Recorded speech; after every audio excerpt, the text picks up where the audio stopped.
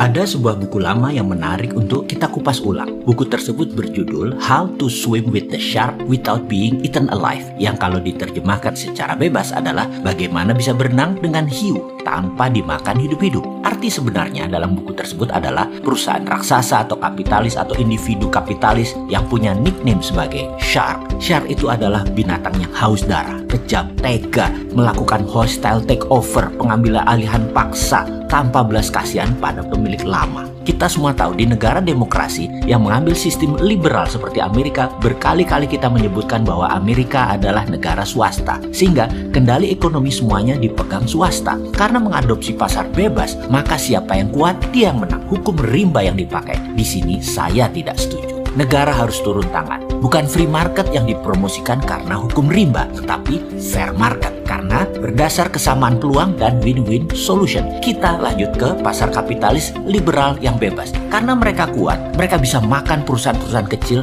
dengan harga nol. Anda bisa dibikin berhutang pada mereka dan tinggal diambil gratis. Itu muasal kata debt trap atau jebakan hutang yang dilakukan pertama oleh pihak swasta. Para shark inilah pelakunya. Kekejaman kapitalis tadi sampai sekarang masih ada, malahan tambah buas. Dan itulah business as usual dari para shark tersebut. Mereka berbungkus venture capital, berbungkus giant multinational company, private investor, hedge fund, dan banyak lagi nama mereka biar mereka terlihat baik, seksi, dan mitra terpercaya. Sebelum kita lanjut tentang pelajaran how to swim with the shark without being eaten alive, sebaiknya saya minta izin untuk sedikit lompat. Nanti kita balik ke topik di awal. Shark di dunia korporasi di negara barat sudah kelihatan. Maka ada buku yang sedang saya kerjakan di mana memerlukan waktu lama karena penelitiannya panjang, mengagumkan politik, bernegara, dan ekonomi makro-mikro. Judul buku ini sudah saya sebutkan berkali-kali. Buku ini adalah buku ketiga trilogi serial geopolitik dan geoekonomi yang nanti akan berjudul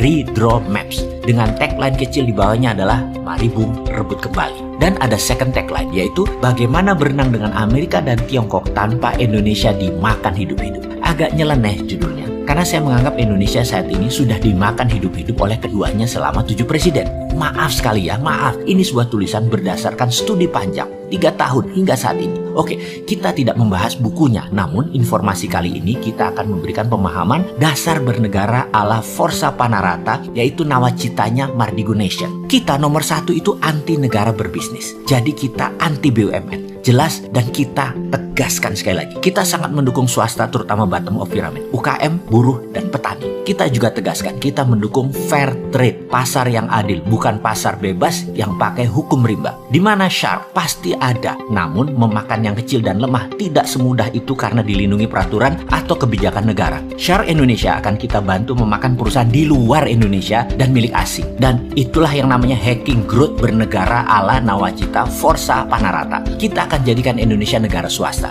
Negara hanya regulator. Negara bukan lagi operator aktif kecuali 3 hal dalam masalah fiskal, moneter, keamanan, dan pertahanan. Dijelaskan lagi, Departemen Pertahanan akan diubah menjadi Departemen Perang atau Warfare, DOW atau Department of War. Salah satu agenda DOW adalah membantu perusahaan swasta ekspansi ke luar negeri seperti VOC dibantu militer Belanda. Hanya militer kita bukan hard skill, keterampilannya lebih soft skill. Persis seperti China Military Strategy. Ini yang disebut New Economic Warfare Strategy. Dengan New Economic Warfare Strategy China tadi, bahkan negara lain diinvasi saja rakyat setempat plus pejabatnya serasa sedang dibantu, diperkaya, padahal harta mereka sedang dikeduk. Itulah military soft power yang saat ini diperlakukan oleh China. Dan banyak yang tidak mengerti hal beginian. Tapi nggak apa-apa lah, udah kejadian. Kita kembali ke sejarah VOC yang kalau kekayaannya dijumlah sama dengan kekayaan Amazon, ditambah Facebook, ditambah Google, ditambah Microsoft. Dan itu adalah kekayaan VOC. Tanpa military support,